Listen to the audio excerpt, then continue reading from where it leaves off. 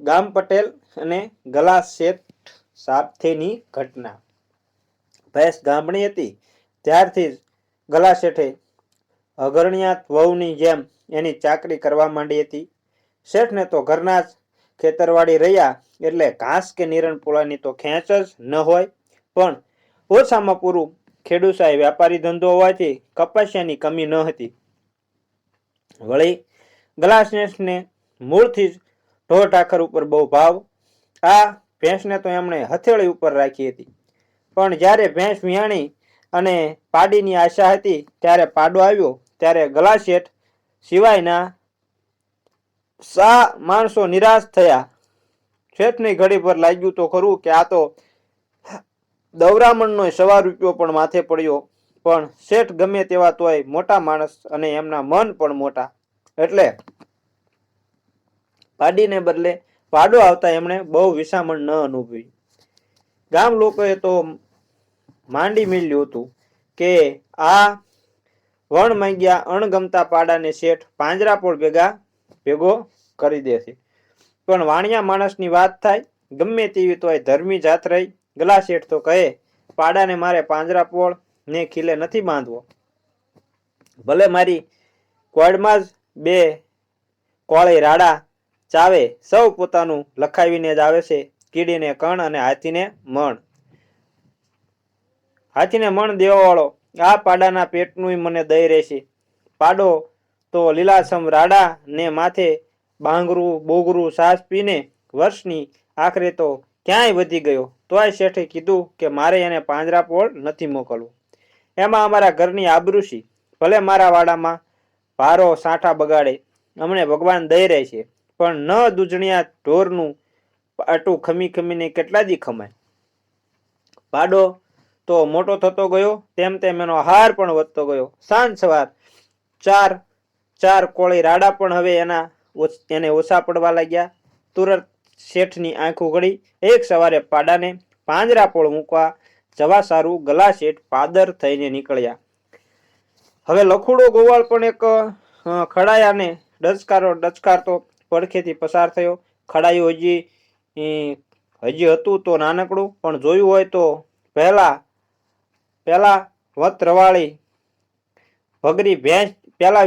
ભગરી ભેંસ જેવું લાગે। રંગે રૂપે પણ એવું જ। ચારેય પગને મોં ઉપર ધોળા ફૂલ, ચકરડાને કપાળ વચ્ચોવચ મજાની ટીલડી, આંખ કાળી બોજ જેવી ને ચામડીની રૂંવાટી તો મુલાયમ મખમલની જોઈ લો।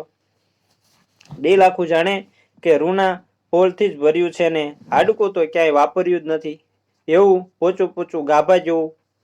ભેંસ એક તો ભરાવું ડીલવાળી અને એમાં પાછું ચડતું લોહી, એટલે આંચળ પણ ખોબામાં ન સમાય એવા। એને જોઈને પાડાના પગમાં તો કોક મણ શીશાના ઢાળિયા ઢાળી દીધા હોય એમ એ રણકીને ઉભો રહ્યો। લખુડાને પાડાને ડચકારા કરી જોયા, પણ સાંભળે જ કોણ? પૂંછડું ઉંબળ્યું પણ એ ખસે એ બીજા। લખુડો શેઠના પાડાને કહે લા શરમ વગરના નકટા નાગા, હાલતો થા જરાય લાજ તો નથી? પણ પાડો તો તસું એ ખસે જ નહીં ને। લખુડે ફરી પાડાને 2-4 ગાળો સંભળાવી અને પોતાનો પરોણો પાડાની પીઠ ઉપર બેસાડ્યો, સબોડ્યો, પણ પાડો ફરીથી રણકીને ખડાયા સામે ઊભો થઈ રહ્યો। લખુડો તો પ્રાણીઓનો પરખંદો આદમી, એટલે આ પાડાનું પોત તુરંત પારખી ગયો। ગલા શેઠને કહે શેઠ આ પાડાને હવે પાંજરાપોળ મોકલવો રહેવા દો, ભલે મારે વાડે મોટો થાય। સામટું ખાંડું બાંધ્યું છે એમાં આનો 1 કિલો 1 વધારે, તું એને શું કરીશ? શેઠે પૂછ્યું। હું એને ખવરાઈ પીવરાઈને મોટો કરીશ। મારે આમે ભેંસું દવરાવા સારું મૂંઝાવવું પડે છે, એ મૂંઝવણ તો ટળશે।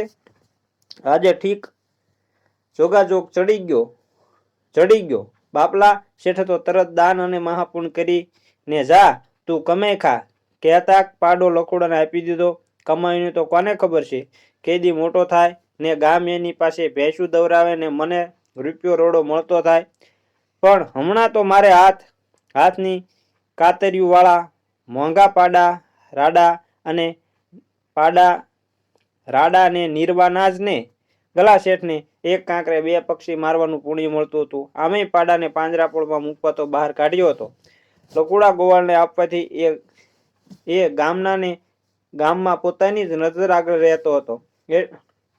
એટલું જ નહીં, પોતાના જેવા મોટા માણસને ઘરેથી ઢોર મહાજન નવાડે મુકાય એ નીચા જોણાઈમાંથી ઉગરી જવાનું હતું.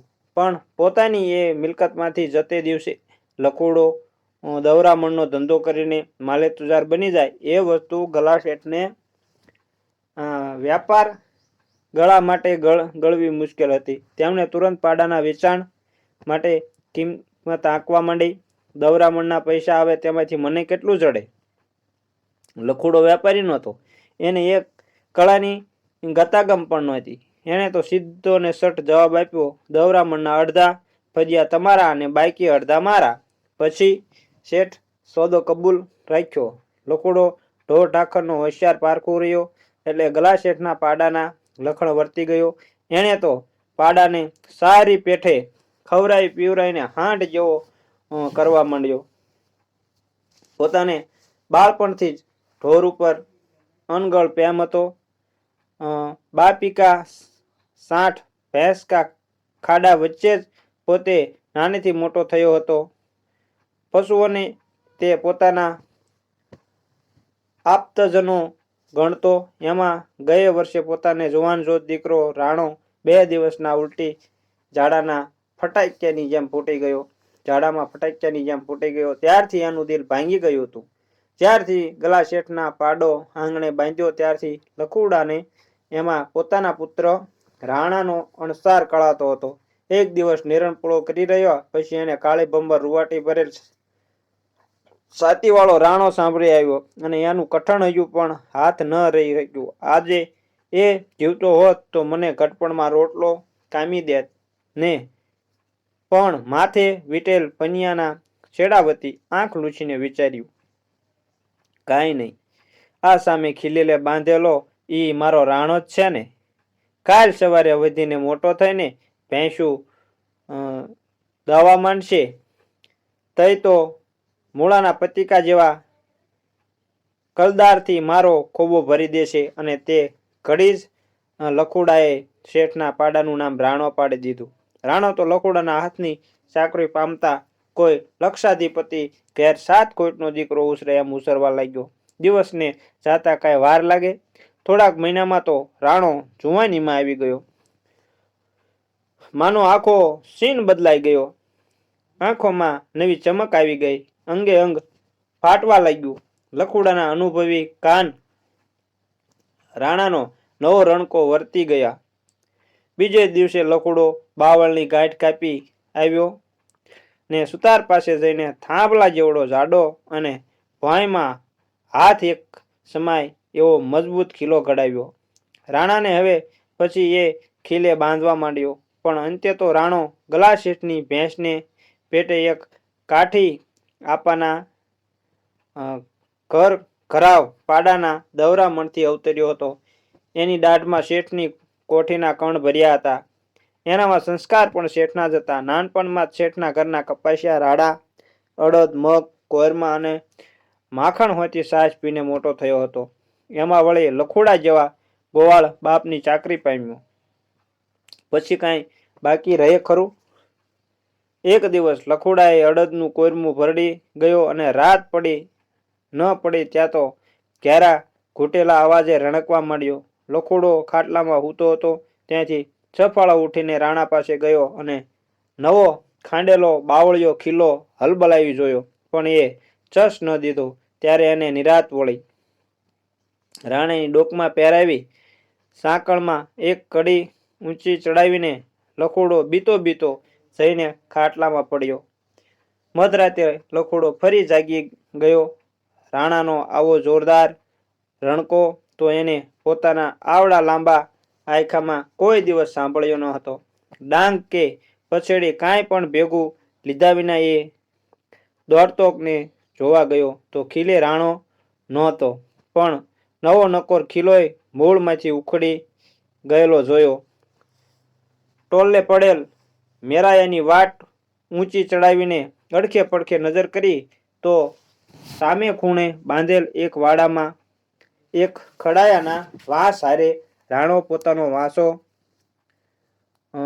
ભાંસો ઘસે છે. ડોકમાં રૂડમાળ જેવી લઠ સાંકળને છેડે ધૂળ ઢેફા સોતો વાંયમાંથી ઉખેડીને કાઢેલ બાવળિયાનો ખીલો લટકે છે. લખોડોનો જીવ ઉડી ગયો. પણ આવે ટાણે બીને બેઠા રહ્યું કામ થાય. લખુડાએ એની આવડી આવરદામાં ભલભલાની પાડાઓને હથેળીમાં રમાડી નાખ્યા હતા. ચટ એને પડખેને ખીલેથી એક વાસળી છોડી મૂકીને રાણાની ખબર ન પડે એવી રીતે એની સાંકળમાંથી ખીલ્લો છૂટો કરી અને નવે ખીલે ગાળીઓ પુરાવી દીધો ને ઘડીક વાર પછી ખડાયાને એની જગ્યાએથી છોડીને પડખેના એક ઢાળિયામાં બાંધી આવ્યા. પણ એથી તો રાણાના રણકા ને છકોટા વધતા જ ગયા. તરત લખોડો ચેતી ગયો અને રાણાની સાંકળ હળવેથી છોડીને ઓસરીના તોતિંગ થાંભલા ફરતી બાંધી દીધી. હવે રાણો કંઈક શાંત થયો. આ બનાવ ઉપરથી લખોડો ચેતી ગયો કે હવે રાણાનું નાક વીંધી અને નાકર પહેરાવવાનો સમય પાકી ગયો છે. નાકર નાખ્યા વિના આ જનાર હવે હાથ નહીં રહે. બીજું બધું તો ઠીક, પણ કાળ ચોઘડીએ કોઈ માણસને શીંગડું ઉલાળીને ભોંય ભેગો કરી દેશે તો જાતે જ જન મારે કપાળે કાળી ટીલી ચોટશે. રાણાની આંખ બદલાતી હતી. લખોડા એના પગમાં મોટો તોડો નાખ્યો હતો અને નાકમાં નાકર પહેરાવી હતી એટલે એ કાંઈ કે હાથ રહેતા હતો. બાકી તો ખાઈ પીને રાણો એવો તો મસ્તાન થયો હતો અને ફાટ થતા અંગોને લીધે આંખમાંથી એટલું ઝેર વરસતું હતું કે કોની મજાલ છે કે આંખ સામે આંખ પણ મેળવી શકે. હવે રાણો સાવ તૈયાર થઈ ગયો હતો. લખોડાને થયું કે ખવરાઈ પીવરાઈને મોટો કરેલ દીકરો હવે 2 પૈસા કમાતો થાય તો સારું. કારણ કે હવે તો રાણો ફાટીને ધુમાડે ગયો હતો. વાડામાંથી બહાર તો કાઢ્યો નહોતો જાતો. વળી હમણાં તો એનો આહાર અને બેહદ વધી ગયો હતો. એટલે એટલું વળી સારું હતું કે ગલાસ શેઠે ભવિષ્યની કમાણીના લોભે પોતાની વાડીમાંથી રાણા માટે લીલું વાઢી જવાની લખુડાને છૂટ આપી હતી. ગલા શેઠનું મફત મળતું લીલું ખાઈને રાણાનું જે લોહી જામ્યું એથી આખું ગામ તો ઠીક, પણ લખુડો પોતે પણ હવે તો બીવા લાગ્યો હતો. એના સાકોટા સાંભળીને લખુડાને દહેશત લાગતી કે કોક દીક રાણાની આંખ ફરકશે તો મારા 100 વર્ષ એક ઘડીમાં પૂરા કરી નાખશે. અગમચેતી વાપરીને એણે રાણાના નાકમાં નાકર પગના તોડા સાથે બાંધી રાખવાનું શરૂ કર્યું. પણ આમ દિવસ આખો હાથથીની જેમ બાંધી રાખવાનું અને સાંજ પડતે અધમણ કડબનો બુકરડો બોલાવી દેવાનું તે કેટલા દિવસ પોસાય. લખુડાને થયું કે હવે ભેંસો દવરાવવાની શરૂ કરીએ તો સાંજ પડીએ રૂપિયા રોડાનું દનિયું પડવા માંડે. લખોડાએ ગામમાં વાત વહેતી મૂકી કે મારા રાણા પાસે ભેંસ દવરાવી હોય તો રૂપિયો બચશે. પણ ગલા શેઠે એ કબૂલ ન કર્યું. તેમણે 2 રૂપિયા ભાવ બાંધવાનો આગ્રહ રાખ્યો. ગલા શેઠનો ભાવ બીજા ગોવાળાના ભાવ કરતા બમણો હતો. પડખેના જ ગામમાં એક કાઠી આપા ફક્ત 1 રૂપિયામાં ભેંસ દવરાવી દેતા. પણ એ આપાના પાડાને ચાકરી જોઈએ તેવી નહોતી મળતી. એટલે દિલમાં એ રાણા કરતા બહુ નબળો હતો. પરિણામે ગલા શેઠે સૂચવેલો લખોડાનો 2 રૂપિયાનો ભાવ લોકોને બહુ આકરો ન લાગ્યો. આથી આપાનો વેપાર કાંઈક અંશે તૂટવા લાગ્યો અને લખોડાની ઘરાકી જામવા મળી. ધીમે ધીમે રાણાની ખેતી ગામના સીમાડા વટાવીને પર ગામે પહોંચી. હટાણા માટે અવરો જવર કરનાર રોએ લખોડાના રાણાના 2 મોએ વખાણ કરવા માંડ્યા. તે દરમિયાન ગામમાં દવરાયેલી ભેંસો વિયાવા માંડી હતી અને એમના પાડા બતાવીને લખોડો તેમજ ગલા શેઠ રાણાની વધારે જાહેરાત કરતા લખોડાની મુઠ્ઠી રૂપિયાથી ભરાવા લાગી. જોકે કુલ આવકમાંથી અડધો અડધ તો ગલા શેઠ વગર મહેનતે ઉપાડી જતા અને બાકી વધતી રકમમાંથી લખોડાને રાણાના ખાણ માટે રોજિંદુ ખર્ચ થતું છતાં રાણાનો ભાવ બમણો રાખ્યો હતો. એટલે બચત સારા પ્રમાણમાં થઈ શકી.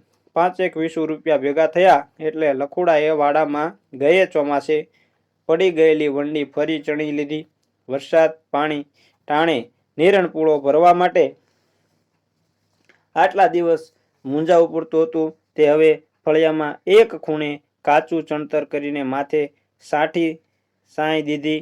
લખુડાએ પોતાની ડાંગને છેડે પિત્તળના ખોભળા પણ જડાવ્યા અને છતાં જ્યારે રૂપિયા વધ્યા ત્યારે એને રાણાના પગમાં રૂપાનો તોડો પહેરાવ્યો અને સમૃદ્ધિ પટલ ઉપર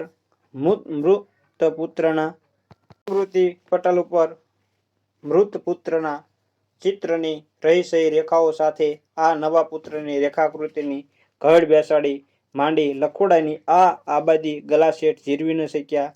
તેમને થયું કે રાણાની કમાણીમાંથી પોતાને મળવું જોઈએ તેટલું વળતર નથી મળતું. વળી રાણાની વધતી જતી શાખાને લીધે તેમની વ્યાપારી બુદ્ધિએ ભાવ વધારવાનું સુજાડ્યું. લખુડોને તેમને 2 ને બદલે 2.5 રૂપિયા ભાવ રાખવાની ફરજ પાડી. છતાં ભરતામાં જ ભરાય અને કોઈ અણલખ્યા નિયમને આધારે કે પછી લખુડાના સદભાગ્યે રાણાની કમાણી ઘટવાને બદલે ઉત્તરોત્તર વધતી ચાલી. વધેલા ભાવ નહીં ગણકારતા અડખે પડખેના ગામડાના ગાડામાંથી માણસો પોતાની ભેંસો લઈને લખુડા પાસે આવવા માંડ્યા. લખુડો જીવનની ધન્યતા અનુભવી રહ્યો. રાણા ઉપર એક દિવસ મહાજન વાડે પુરાવા જતા એક અનાથ પાડરડા ઉપર એમણે પોતે લીધેલી મહેનત લેખે લાગી હતી. પોતાના પુત્ર રાણાને પણ એની મા સુવાવડમાંથી જ મા વિહોણો કરીને ચાલી ગઈ હતી. લખુડાએ એ બાળકના બાળોતિયા ધોઈને એની માનું સ્થાન લીધું હતું.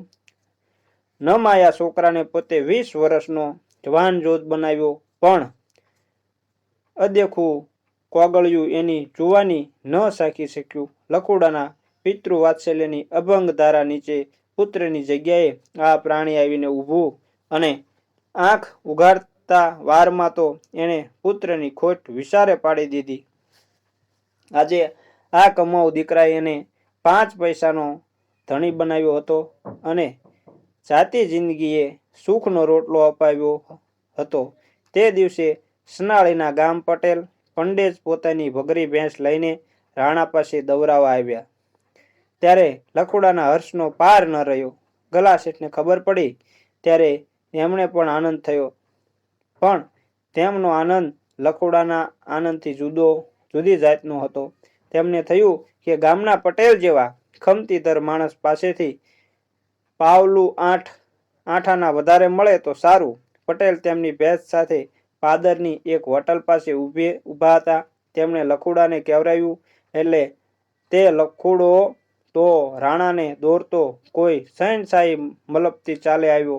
પટેલની ભેંસ હવેડા પાસે ઊભી હતી એટલે રાણો તો સીધો જ એ તરફ દોડવા જતો હતો, પણ લખુડાએ ચેતી જઈ એની નાકર પગના તોડા સાથે બાંધી દીધી. તરત રાણો સાવ સોજો થઈને ઊભો રહ્યો. ન તો એ ડગલું આગળ ચાલી શકે કે ન એક તસુ પાછો હટી શકે. રાણાની નાકર બંધાયા પછી જ બીકણ છોકરા ઓરા આવવાની હિંમત કરી શક્યા. કારણ કે આમ આડે દિવસે રાણાને છૂટી નાકરે આડા ઉતરવાનું જોખમ કોઈ ન ખેડતું. ત્યાં તો આવા દવરાવા ટાણે જ્યારે હાથણી જેવી ભેંસ નજરે સામે ઊભી હોય ત્યારે રાણાની આંખ સામે મીઠ માંડવાની પણ કોની સાથી ચાલે. સૌની ધારણા એવી હતી કે વહેલામાં વહેલી રોંઢા ટાણે ભેંસ દવરાવશે અને બન્યું પણ એમ જ. રોંઢા નમતા રાણો બરોબર તૈયાર થઈ ગયો હતો. ભગરી પણ ઠેકાણે આવી ગઈ હતી. લખુડો ખુશ મિજાજ હતો. ગામ પટેલ આવતી સાલ થનાર દુજાણાના દિવા સ્વપ્નમાં રમતા હતા. ઓચિંતા જ ગલાશેઠ આવી ચડ્યા અને લખુડાને અને ભગરીના ધણી ગામ પટેલને કહી ગયા કે દવરામણના 2.5 ને બદલે 3 રૂપિયા પડશે. ભાવ સાંભળીને ગામ પટેલને ટાઈટ વાઈ ગઈ. લખુડાને પણ ગલાશેઠની આ કંજુસાઈ પ્રત્યે અણગમો ઉપજ્યો. ગામ પટેલ અને ગલાશેઠ વચ્ચે બહુ રકઝક ચાલી. તે દરમિયાન ગામના કેટલાક વિઘ્ન સંતોષીઓ આવીને પટેલના કાનમાં ફૂંક મારી ગયા. ગામ પટેલનું મન ઢચુપચું થવા લાગ્યું. 8 આના વધારે આપતા એમનો જીવ કચવા લાગ્યો. રાણો હવે લખુડાના હાથમાંથી રાસ છોડાવતો હતો. ગામના માણસોએ ફરીથી પટેલના કાનમાં હોઠ ફફડાવ્યા. પટેલે છેવટે નિર્ણય જણાવ્યો. શેઠ, તમારો આવો આકરો ભાવ તો અમને નહીં પોસાય. જોઈએ તો 2.5 રૂપિયા આપું. અરે, 3 રૂપિયાની માથે આનો એક લટકાનો આપવો પડશે. 7 વાર તમારે ગરજ હોય તો આવો ને, ગલાશેઠે તુમાખીમાં કહ્યું. રાણાનું જોર વધતું જતું હતું. લખુડાએ સમો પારખીને ગલાશેઠને વાર્યા. શેઠ, પાવલું આઠાના ભલે ઓછા આપે, રાણા સામું તો જરાક જુઓ. ગલાશેઠે કહ્યું. ના ના, 1 પૈસો ઓછો નહીં થાય. પટેલે કહ્યું. તો મારે પાછું જવું પડશે. તો રસ્તો પાદરો પડ્યો છે, ગલાશેઠ બોલ્યા. ગામ લોકોએ પટેલને શાનમાં સમજાવ્યા. પટેલે છેવટનું જણાવી દીધું. અમારે તમારા રાણા વિના અડ્યું નથી રહેવાનું. તમે ને તમારો રાણો રહો તમારે ઘેર. અમે ભલા ને અમારી ભેંસ ભલી. તેરેકુ માંગન બહોત તો મેરેકુ ભૂપ અનેક. રાણો હવે હાથ નહોતો રહેતો. લખુડાએ ગલાશેઠને સમજાવ્યા. શેઠ, 8 આનરડીના લોભમાં પડોમાં ને આ જાનવરની આંખ સામે જરાક નજર કરો. ગલાશેઠ તાડુક્યા. હવે જોઈ એની આંખો. એમ આંખ જોઈને બી જઈએ તો રહેવાય કેમ? બાંધી દે એની નાક કર તોડા હારે. શેઠના હુકમ કબૂલ કરી અનિચ્છા છતાં લખુડો રાણાની નાકર એના તોડામાં ભરાવા જતો હતો. એ વખતે ચબૂતરે બેઠેલા બધા માણસોએ બૂમ મારી ને લખુડાને વાર્યો. એલા, રહેવા દે, નાકર બાંધવી રહેવા દે હો. રાણિયાની આંખું ફરી ગઈ છે, હવે ઈ ચાલ્યું નહીં રહે. અને નાકરડાની કડી ભરાવીને લખુડા હજી ઊભો થવા જાય છે ત્યાં જ રાણો વિફર્યો. એક છકોટા સાથે એણે માથું હવામાં વીંઝ્યું અને નાકરના ફોરણાનું જાડું ચામડું ચીરાઈ ગયું. નાકરની કડી તોડા સાથે જ પડી રહી અને રાણાના નાકમાંથી લોહીનો દરેડો છૂટ્યો. પણ અતૃપ્તિના દુઃખ આગળ આ નસકોરીની વેદના શા હિસાબમાં? રાણાએ વેફરીને લખુડા સામે શિંગડા ઉગામ્યા. લખુડો લાગ ચૂકવીને દોડ્યો. અડખે પડખેના માણસો તો ક્યારના ચીતકી જઈ અને ચબૂતરે ચડી ગયા હતા. ગલાશેઠ અને ગામ પટેલ વગેરે લોકો હોટલમાં પેસી ગયા હતા. લખુડો મુઠ્ઠી વાળીને દોડ્યો જીવ બચાવવા સારું. વીરડીમાં પડેલા ધણમાં ઘૂસી ગયો. ડોબા આડા સંતાઈ જવાથી બહુ મથામણ કરી, પણ ફાવ્યો નહીં, કારણ કે આજે રાણાનો વિફરાટ જુદી જ જાતનો હતો. એણે ધારી નેમથી લખુડાનો પીછો પકડ્યો. લખુડો આડે ધડ દોડવા લાગ્યો અને એને આશા હતી કે ક્યાંક ઝાડની ઓથી ઊભીને રાણાની નેમ ચૂકવી દઈશ, પણ એમાંય એ નિષ્ફળ નીવડ્યો. આટલી વારમાં તો બધે રેડિયામણ થઈ ગઈ હતી. એલાવ, ભાગજો, રાણીઓ ગાંડો થયો છે. ચારે કોરથી બૂમો સંભળાતી હતી. લખુડાના હોશકોશ ઉડી ગયા હતા.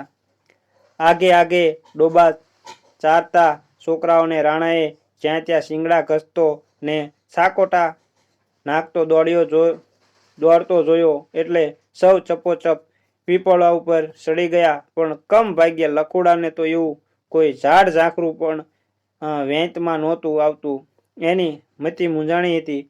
ડૂબતા માણસના તણખલાની જેમ એણે પોતાનો ફેંટો રાણાના રસ્તા આડે નાખીને એણે ભૂલાવવા કરી જોયું, પણ ફેંટાને તો રાણાએ શિંગડે ચડાવી દીધો અને ફેંટાનો લાલ ચટાક રંગ જ કેમ જાણે લખોડાનો આખરી અંજામ લાવવાનો હોય એમ બમણા વરા વેગ અને ક્રોધથી રાણો લખોડાની પાછળ પડ્યો.